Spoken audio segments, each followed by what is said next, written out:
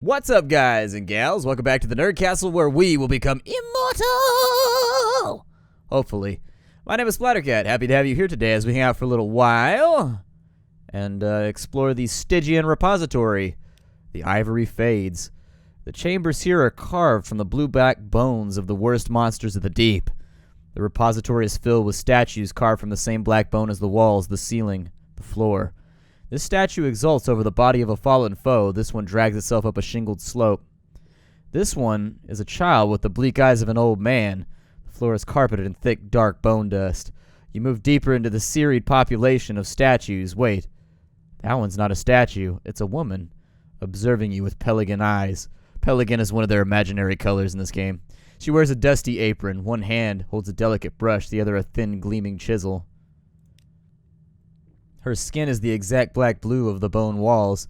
She brushes dust from her apron. A small copper kettle steams on the floor at her feet, emitting a sharp, nutty odor.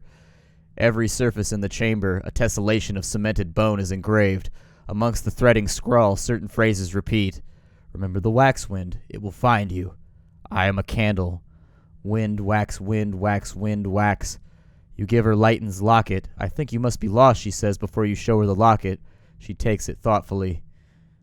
She listens as you describe your ambition. The locket turns over and over in her hands. Her eyes are dark and fathomless. When you are finished, something stirs in them. Immortality.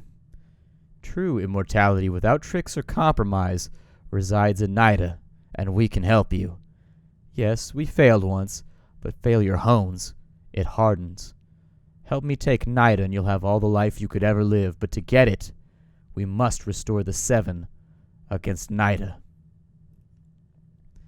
So they need a financier, they need a propagandist, they need a guide, they need a commander, they need a fleet captain, and they need a healer.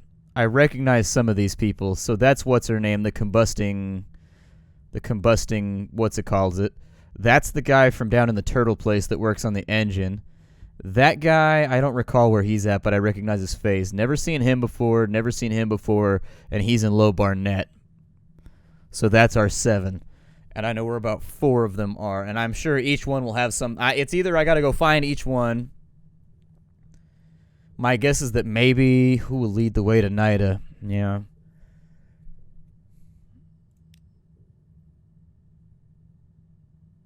So I can follow her, offer Miriam intelligence.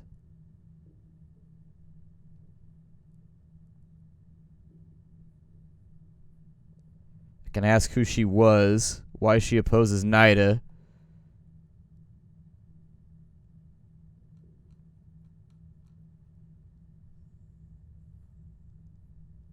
Alright, well, we'll start with the Hall of Sevens. Come, there is lots to do. 7 plinths, 7 statues, 7 against Nida. I made them, Miriam tells you, to help me remember. The guide. The dust puffs about your feet as you approach the black-bone statue of a gentleman with a capacious forehead and discerning scowl. Lorenzo, Miriam recalls, an explorer from the surface who came down here to be the first to climb the mountain. The Nidaheen drove him away. I recruited him. He charted the interior for us and plotted the course of our armies. Now he's fled to the north, where I've heard he maintains a lighthouse. Okay. So the guide maintains a lighthouse. And I'm sorry about these little cuts that I'm making, but I'm actually writing this down in a piece of paper so that I don't have to come back here. The propagandist. The statue depicts an unassuming, bespectacled man with thinning hair and a solemn face. Bourdain, Miriam remembers. She remembers Bourdain better than the others. We were confidants. He was a Frenchman, and in this day a member of the Revolutionaries' Calendar Council. He wrote pamphlets, placed bombs. I could not say which were more incendiary. Her smile is fond. If worst came to worst, he meant to hide in Frostfound, but the ice spires swallowed him. Years ago, I sent an agent to retrieve him, but their vessel was lost. Prey to pirates, I think, or wreckers. So he's either in Frostfound or he's in Rack. The propagandist. I'm thinking this is going to be one of those things where it's going to take a ton of effort to figure out where they might be at. I'm thinking Rack, though, is where he's going to be at, because if they went to Frostfound and they got him, And he was on the way back. He would definitely be in Rack, because you can't escape from there once the ship's been wrecked. The financier. This statue has its hands folded at its waist. Its expression is determined and beatific. Miriam has hung Lighton's locket, which you gave her when you first met, around his neck. She gropes for his name for a moment. Lighton. He was more than just our financier. He was our courage. He inspired us when we faltered.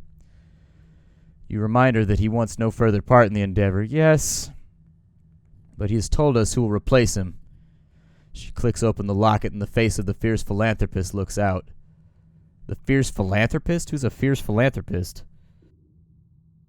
The next one appears to be the soldier. A well-built man in late middle age. His head is bald, his beard is near. Batuk, Miriam says, pleased that she could remember. I'm rather proud of this one. Miriam examines the words she once carved on the statue's plinth. Yes, Rosina's cousin. He was one of the Presbyterian border guards, the Gracious, but they discharged him when he allowed an explorer access to the interior. An explorer, she taps her teeth thinking. Lorenzo? Afterwards, Batuk became a mercenary and joined our number. He'd had enough of discipline. He will have sought a place of freedom. Yeah, I don't recall where I saw him. Batuk was... God, where was he? I know I've seen his face somewhere. It's possible that he's down south, I think. Maybe in one of the submerged places, maybe? A wiry gentleman of the Connaught. His graven expression is unimpressed. This is Eric, Miriam tells you, engraved on the plinth of the words, the second of the seven. I remember that he was the first I recruited to my scheme, she says. He was a scion of the Timon, injured in battle against my homeland. I saved his life, and my father was not pleased. Eric seized the polythermy vessels we needed to navigate the Red River. He commanded our fleets. After our defeat, he said he went to Hideaway. Said he had an idea. So the captain is in Hideaway. That should be easy enough. I'll probably start with the easier ones, in all honesty. Just so we can make some kind of progress. And then after the captain, we have the healer and the schemer. Statue is of a woman of advancing years, a daughter of the Presbyterian, clad in a priestess robe. Our healer, Rosina. She was the abscess at the hospital in Adams Way and petitioned Nida on several occasions to afford her patients additional time. The Nidaheen ignored her, and I did not. Miriam rubs her temple, struggling to remember. She contracted a condition of her own. If she has survived, it will be because she has found somewhere calm, clear, and hard.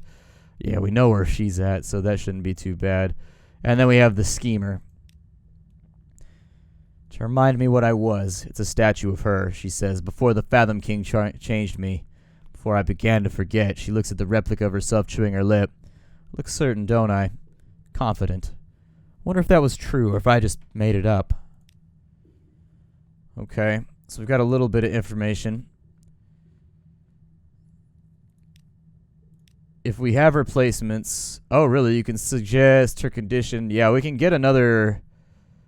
Oh, strategic information is what these cost. We need a replacement for Rosina for sure, because her condition is like she's about to self-destruct and explode. Miriam is in a condition of agitation. You'll think I've lost my mind. Well, I haven't. Not today. If Rosina is no longer with us, I think we should approach the banded prince. She holds up her hand. Yes, I am aware that he is a tiger, but the tigers of the Carnelian coast are erudite and fierce. Once they were esteemed kingdom of the Presbyterian, they remember what could be useful to us. If your information is correct, the prince resides in the fungal jungle beyond Port Carnelian. Okay, and we're on good terms with the prince there. Well, we're on good terms with a servant of the prince, so we might be able to make that happen.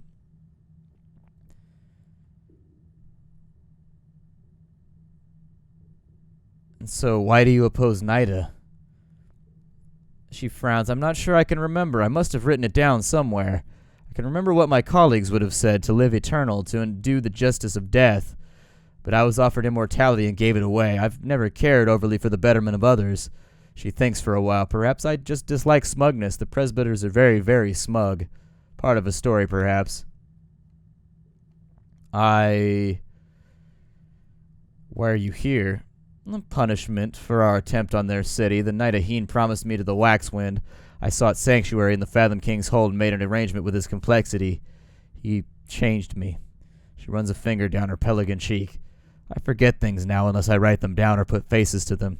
Here among the other lost histories I am hidden from the Presbyterian's agents and oracles, but were I to venture above the waves, the wax wind would find me, and I'd end my days a candle. Ooh, a little gnarly. Alright. I'm going to go back now that we have our information. Oh, really? It took me all the way back up to the surface. Well, I want to use the rest of my time in the archives. I see no reason not to. So we got to steel ourselves before our dread visage, but we've already done that one and we succeeded this time too because we're a boss like that. We can question an ancient assumptions.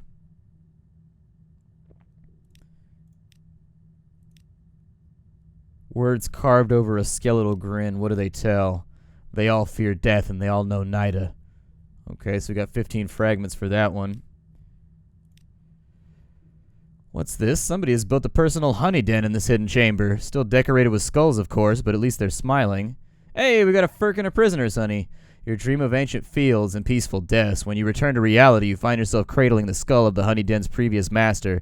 In this place, the idea of a death is almost comforting. Hey, another honey den. We got the same thing twice. Unusual remains. This far down, we found another rubbery man, and we got free scintillac, just like we did before. Explore the knot of passages clogged with half-finished statues. Both its walls and the statues are made from the near-black bones of Z-beasts. You examine a sculpture. It shows two gentlemen, one of the continent, the other European, and a woman of the elder continent. They are leaning together, their foreheads touching. The lower halves of the figures are unfinished. Next, you come across a quartet of statues, begun then abandoned, of a narrow, bespectacled man. His features are subtly different in each attempt, as if the sculptor was trying to get them right. Memory lies is inscribed upon the base of them. And here, a kingly man of the Presbyteriate, pierced with arrows and sinking to one knee. Is this the presbyter himself? He's crowned and carries a set of tablets. Upon one is written, "The Prester saith, none shall live 1,000 years." On another less neatly is inscribed, "The history was written by the losers." You hear a woman's voice echoing through the tunnels. Healer, schemer, soldier, guide, propagandist, financier, and captain. Rosina, myself, betook, Lorenzo, Bourdain, Leighton, and Eric. You follow the voice, but it fades into the maze-like tunnels. You help yourself to a memento, a perfect apple carved from the blue black bone, and depart. Cool. So I guess we're done there. We can go to the stage of history. And I think we had deliver a portrait of time past. There we go. Life moved by the forces surrounding the individual, the pomposity of the great, the spirit of the many made manifest. Clearly the perfect material for a musical, the drowny chorus agrees. So I can agree to search the ivory. I can search for a pattern, or I can search for a hero. I'll search for a hero. I don't really have much more time. Down here, 2 monks propose new historical interpretations based on the archives. Weapons are strictly prohibited. The arguments range from impassioned to inscrutable, and the jeers of the crowd don't help. The winner is selected by the monks throwing knucklebones at their choice. The winner receives the ivory crown and ascends to the ruler's seat. Your enjoyment of the ceremony is diminished somewhat when you find an errant knucklebone in your mug. Ew. Okay, so we've got Scrim, Tides of Time. And then we've also got History of Heroes.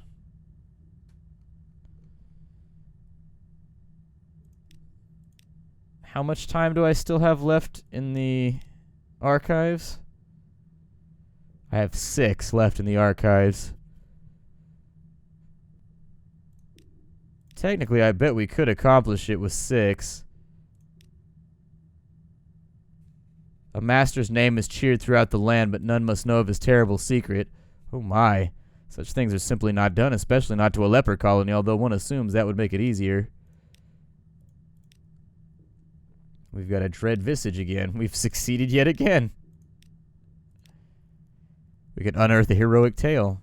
And there it is. Ships have always sunk into the seas. Sailors have always drowned, and there was once a strong ship which did not fall to an ordinary fate. It was swallowed by the waves, and all hands were presumed lost. But it was not so. By their captain's leadership, the crew survived their own destruction and made a home in the wreck at the bottom of the sea. In time, the captain became the queen, and through blasting powder and treachery, managed not only to provide for the city, but to expand it. We'll go back up to the surface. And there goes all of our time. However, we can deliver the details of a hero and gain another 300 echoes, so we're getting paid. Getting paid right now. And then our history of Scrim Shander's heroes has gone up to 5.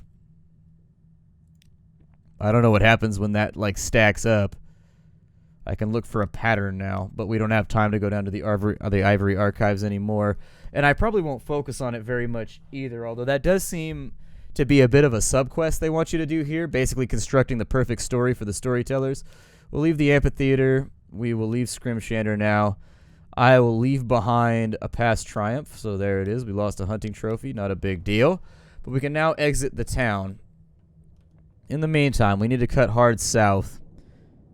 And in cutting to the south, actually our terror has mostly been taken care of. Oh my god, what has happened? The burst of Irigo light. We lost fragments. That's what it is. You lose terror, but you also lose fragments. Accidentally ran into it. I'll probably do this portion of the trip underwater. Makes my life a little bit easier. Although, we'll keep an eye on fuel reserves and kind of see how that goes before we make any solid decisions. There are a lot of random things we need to get done. If we're focusing specifically on our ambition, it's going to be a tough one.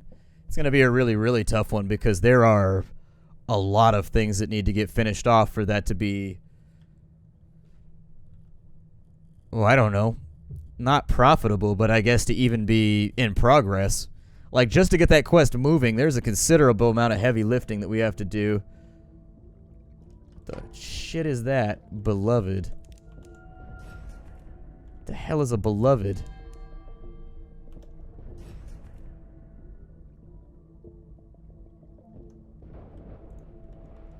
We got a Connet submarine over here. We're about to get hit. Oh, they missed. Good. Well, fine then. We'll see how you do now. Wow, that guy turned on a dime. That dude didn't give a damn. I'm gonna block the back of his ship the best I can so he can't turn around on me. He's got to go, though. We took small hits. Nothing too serious. I wasn't expecting to fight 2 things at a time. We can destroy the wreck and all survivors. You should not be here and no one must know. Lost 5 terror and we got a vital intelligence. Your guns fire. The Connet submarine's hull resounds with a thunderous boom. The vibration shakes your maps from the navigation table. From the bridge, you watch the ship's copper shell tear like lace. A second volley ignites a terrible conflagration. The submarine shatters. Corpses, twisted metal, and beams of wood are all that remain. Vital intelligence is pretty valuable, though. So what the hell is this thing? A cloud of oily bubbles against the beast, and its interminable refrain of moans and burbles and plaintive whistles finally dies away like a harmonium going down a drain. Let's dissect it. We succeeded. And there I was hoping you'd found me a challenge, the surgeon sighs, setting aside a cleaver and reaching for the pliers instead. The beloved's underside is a network of old and overlaid scars, as though it has been disassembled and stitched together over and over. The thing is more patchwork than creature. Who or what could have had the power to put it back together and send it on its way? 2 hunting trophies and 48 fragments. It's kind of cute. I don't know. It's got a little, it's like, yeah. It looks like it's happy. Maybe we could train it and make it our pet. Who doesn't want to have like an underwater sea pancake of war? Port Cecil's going to be our last stop, and then we'll whip it back to London, I think. Although, if I can find a way to kill a few more Connet submarines, I wouldn't complain. Oops.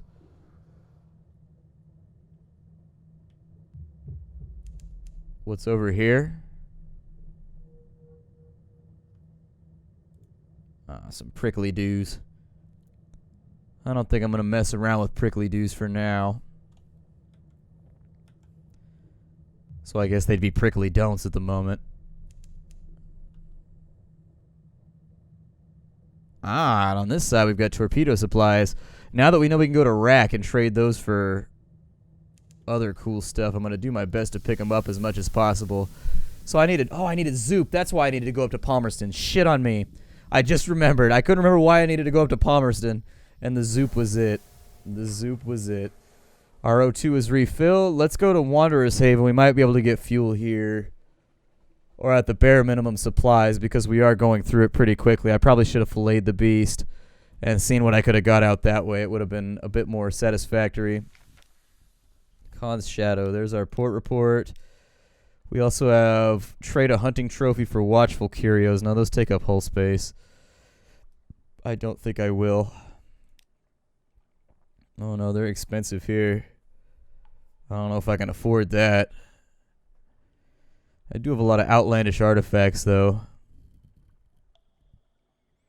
Although I think I needed a bunch of them so that I could make something that goes into my bridge slot, I think. We'll be on our way and we'll just hope for the best here. We'll resupply if we absolutely have to, because at the end of the day, this has been a really profitable trip already. And we haven't even turned in like 90% of the stuff that we have to. So once we turn in our port reports and everything, I'm pretty sure that'll put us at a solid $2,000. Which, you got to think about money in this game as like a pound sterling. An echo is basically a pound, but in like the early 1800s. It's a lot of money. So if you have like 2,000 pounds, that's... You've got a considerable chunk of cash, considering most people pay for their entire lifestyle in like pence, you know what I mean? Like in little bits of shillings and whatnot.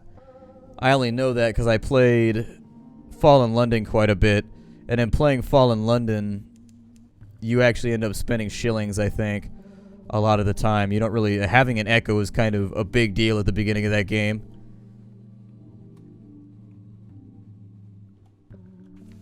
Alright, Port Cecil. Drop off the checkered character. Gave us $100. Now we need to go to the extra move.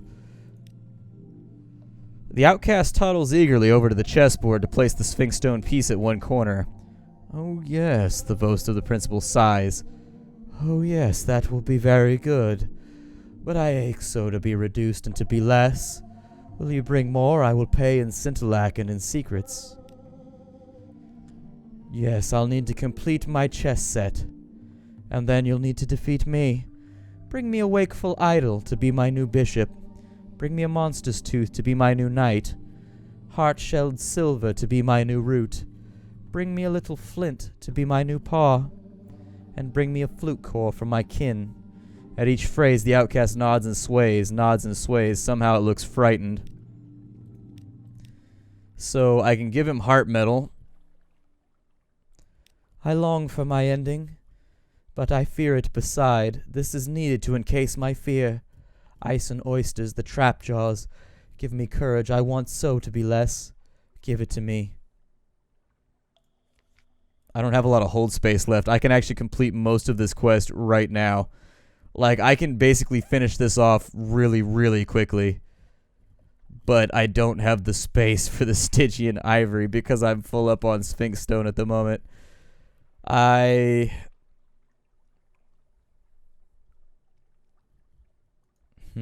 got a lot of valuables on board right now, like a lot of valuables. We're about to make money when we get back to London. I might be able to complete one more. I will give him the Stygian Ivory. So 7 scintillac. I'll throw one more Stygian Ivory overboard because the scintillac's worth way more. My emissary has your payment. A little of me, there I shine in a secret. Spiders of Savior's rocks. Made arrangements with my cousin, bargains to blind a monster. Remember that. There are many alliances. Okay. He's not getting my flute core. I need that for the, venture capitalist.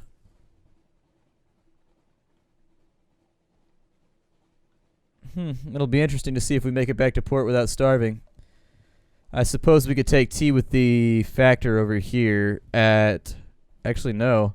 We have to make it all the way out to Demo, so Shepherd Isles would be the first place that we could make that happen. We're out of time for right now. I'm going to sail all the way back to London in between episodes, and I will see you in London once we make port, okay? Thank you for stopping on in. This is Sunless Sea. I like this game a lot. I think you should like this game a lot, too. If you're into slow games that have a lot of storyline, you can't really do a whole lot better. I can promise you that.